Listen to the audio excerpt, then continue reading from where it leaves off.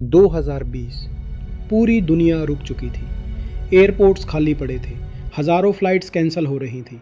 हर दिन airlines billions of dollars का loss उठा रही थी। उस वक्त सबको लगा शायद एयरलाइन इंडस्ट्री को रिकवर होने में सालों लग जाएंगे।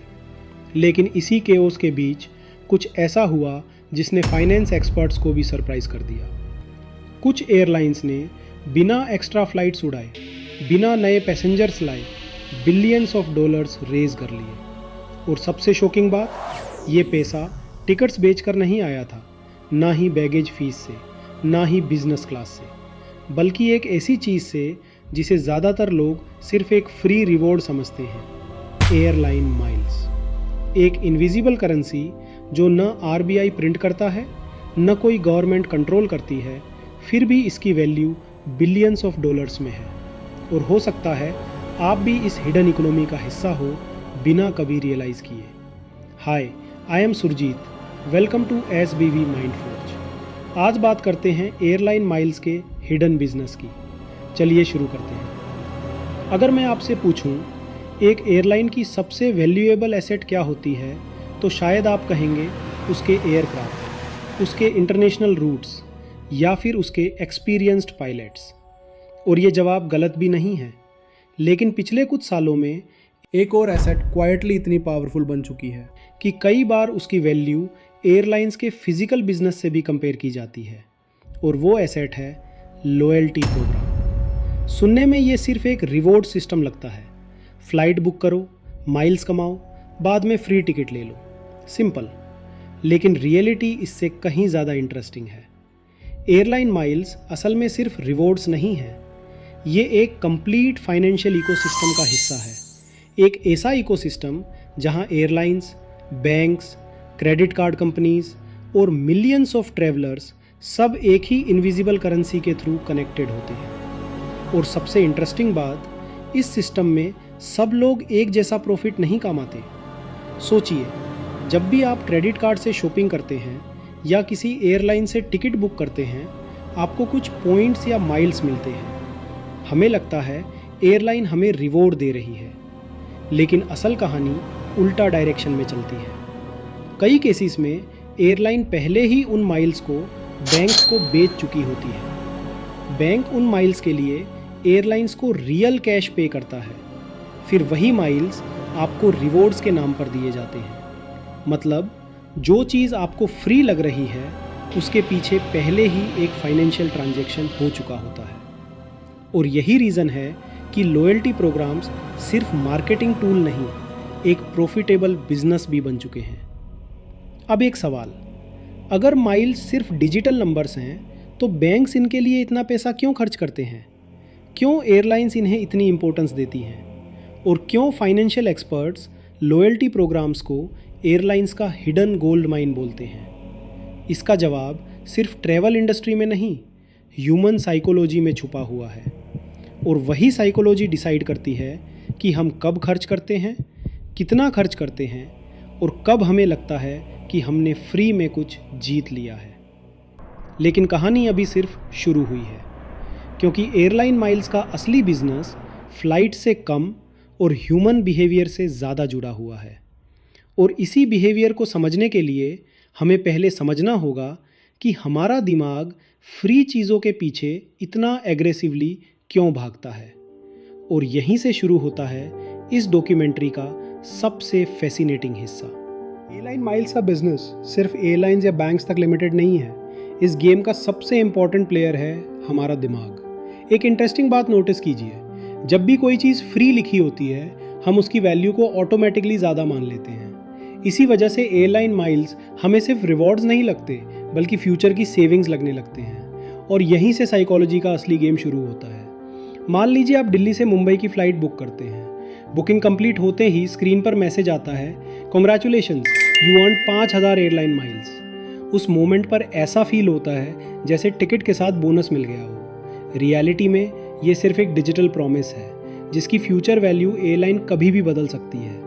फिर भी हमारा ब्रेन इसे ऑलमोस्ट कैश की तरह ट्रीट करता है। यही ह्यूमन साइकोलॉजी का पहला ट्रैप है। इससे कहते हैं लॉस एवर्जन। सिंपल लैंग्वेज में इंसान को कुछ पाने की खुशी से ज़्यादा कुछ खो देने का डर होता है। इसीलिए जब एयरलाइन नोटिफिकेशन भेजती है your miles will expire in 30 days, बहुत से लोग बिना प्लानिंग के टिकट बुक कर देते हैं। उन्हें लगता है माइल्स एक्सपायर हो गए तो नुकसान हो जाएगा, जबकि कई बार वो उस रिवॉर्ड से भी ज़्यादा पैसा खर्च कर देते हैं। एक और पावरफुल कॉन्सेप्ट है FOMO, fear of missing out. Double miles weekend, limited time bonus, last chance, ये सिर्फ मार्केटिंग लाइंस नहीं है, ये बिहेवियरल स्ट्रैटेजीज पर बेस्ड स्ट्रैटेजीज हैं। इनका पर्पस सिंपल है, आपको जल्दी डिसीजन लेने पर मजबूर करना, और ज़्यादातर केसेस में ये स्ट्रैटेजी काम भी करती है। अब सोचिए, आपके पास 2 फ्लाइट ऑप्शंस हैं, एक 8,000 रुपये की, दूसरी 10,000 रुपये की, लेकिन उसके साथ एक्स्ट्रा माइल्स मिलेंगे। ज़्यादातर लोग दूसरी फ़्लाइट चूज़ करते हैं क्योंकि उन्हें लगता है फ्यूचर में फ्री ट्रैवल मिल जाएगा। लेकिन अगर आज 2,000 रुपये एक्स्ट्रा खर्च हुए और बाद में उन माइल्स की वैल्यू सिर्फ 1,200 रुपये निकली, तो असली प्रॉफिट किसने कमाया, आपने या एयरलाइन ने? और यही सिर्फ शुरुआत है, क्योंकि एयरलाइन माइल्स का सबसे प्रॉफिटेबल कस्टमर पैसेंजर नहीं होता।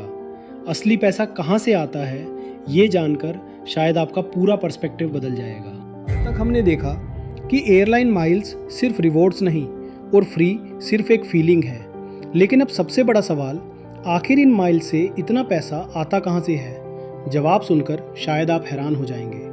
एयरलाइंस का सबसे प्रॉफिटेबल कस्टमर पैसेंजर नहीं होता, बल्कि बैंक्स होते हैं। जब कोई bank travel credit card launch करता है तो उसे अपने कस्टमर्स को रिवॉर्ड्स देने होते हैं, लेकिन बैंक खुद एयरलाइन माइल्स क्रिएट नहीं कर सकता।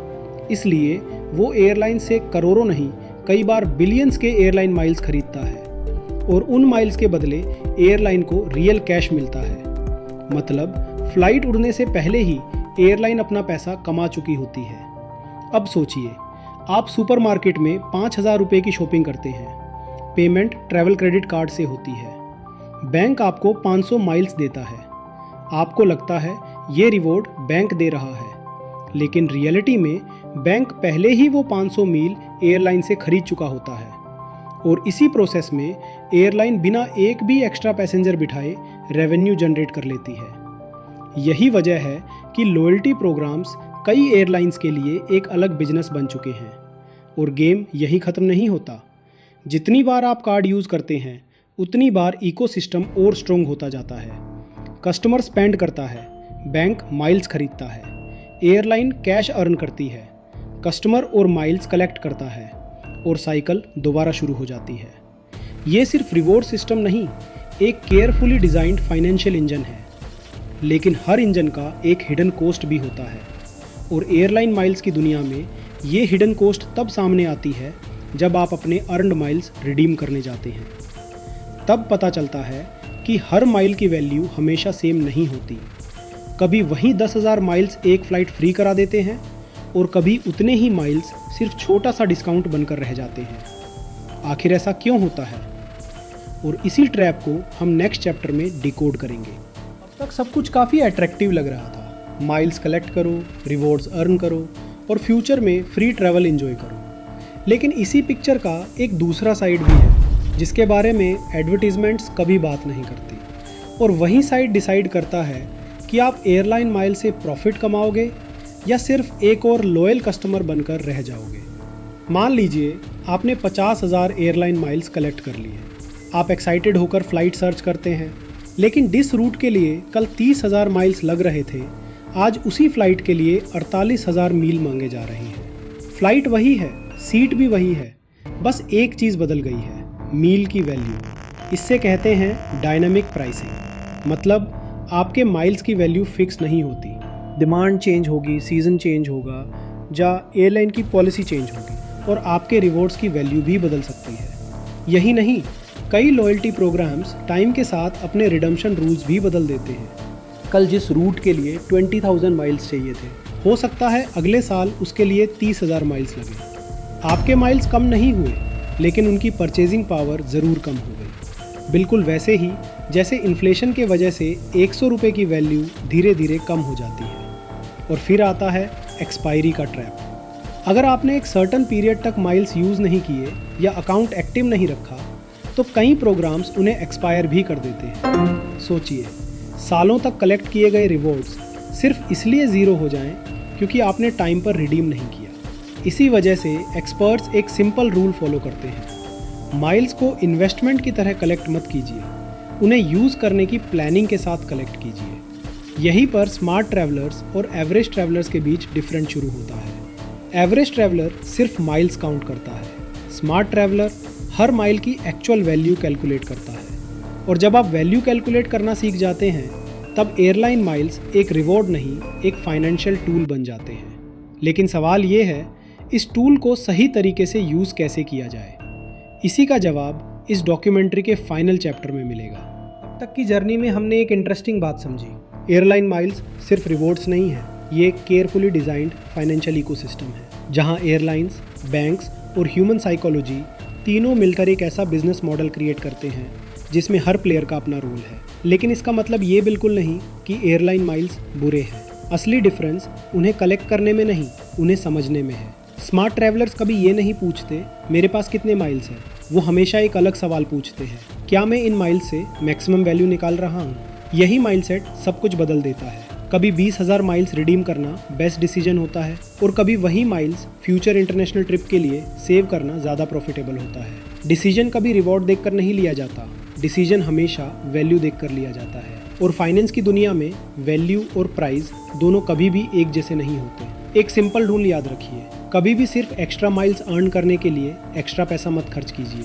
अगर कोई क्रेडिट कार्ड या कोई फ्लाइट सिर्फ रिवॉर्ड्स के नाम पर आपसे ज़्यादा पैसे ले रही है तो पहले कैलकुलेट कीजिए कि फ्यूचर में मिलने वाले रिवॉर्ड्स की एक्चुअल वैल्यू कितनी होगी। अगर रिवॉर्ड की वैल्यू आज के एक्स्ट्रा खर्च से कम है तो वो स्मार्ट डील नहीं है, वो सिर्फ स्मार्ट मार्केटिंग है। इसी तरह माइल्स को सालों तक कलेक्ट करते रहना भी हमेशा सही स्ट्रेटेजी नहीं होती, क्योंकि लॉयल्टी प्रोग्राम्स के रूल्स बदल सकते हैं। माइल्स की वैल्यू कम हो सकती है और कई बार उनके एक्सपायर होने का भी रिस्क होता है। इसलिए एक्सपर्ट्स एक सिंपल अप्रोच फॉलो करते हैं, earn with a purpose, redeem with A plan. लेकिन एयरलाइन माइल्स की सबसे बड़ी लर्निंग ट्रैवल के बारे में नहीं है, ये फाइनेंशियल थिंकिंग के बारे में है। हर रिवॉर्ड प्रोग्राम, हर कैशबैक ऑफर, हर शॉपिंग फेस्टिवल और हर लॉयल्टी स्कीम एक ही प्रिंसिपल पर काम करती है। वो आपके बिहेवियर को इन्फ्लुएंस करने की कोशिश करती है। जितना ज़्यादा आप इस साइकोलॉजी को समझने लगेंगे उतना ही कम आप इमोशनल डिसीजंस लेंगे और उतने ही बेटर फाइनेंशियल डिसीजंस बना पाएंगे। यही डिफरेंस होता है एक कंज्यूमर और एक इन्फॉर्म्ड कंज्यूमर के बीच। अगली बार जब कोई ऐप आपको मैसेज भेजे, कॉन्ग्रेचुलेशंस यू अर्न रिवॉर्ड्स, तो एक सेकंड के लिए रुकना और खुद से सिर्फ एक सवाल पूछना, इस डील में सबसे ज़्यादा प्रॉफिट किसने कमाया? अगर जवाब आप हो तो रिवॉर्ड एक्सेप्ट कीजिए, लेकिन अगर जवाब कंपनी है तो शायद डिसीजन दोबारा सोचने का वक्त आ गया है। क्योंकि फाइनेंस में सबसे वैल्यूएबल रिवॉर्ड फ्री माइल्स नहीं होते, सबसे वैल्यूएबल रिवॉर्ड होती है सही इन्फॉर्मेशन। और जब इन्फॉर्मेशन सही हो तो डिसीजंस भी बेहतर होते हैं और वही डिसीजंस लॉन्ग टर्म में सबसे बड़ा रिटर्न देते हैं। हर रिवॉर्ड के पीछे एक बिजनेस होता है और हर फाइनेंशियल डिसीजन के पीछे एक साइकोलॉजी। जितना बेहतर आप इन दोनों को समझेंगे उतने ही बेहतर डिसीजंस लेंगे। मैं हूं सुरजीत और ये था SBV माइंडफोर्ज। अगर आज की डॉक्यूमेंट्री से आपको कुछ नया सीखने को मिला हो तो लाइक और सब्सक्राइब ज़रूर करिए। मिलते हैं अगली डॉक्यूमेंट्री में, तब तक फाइनेंशियली स्मार्ट बनिए। पैसा आपका है, उसका यूज़ भी स्मार्ट वे से कीजिए। Thanks for watching.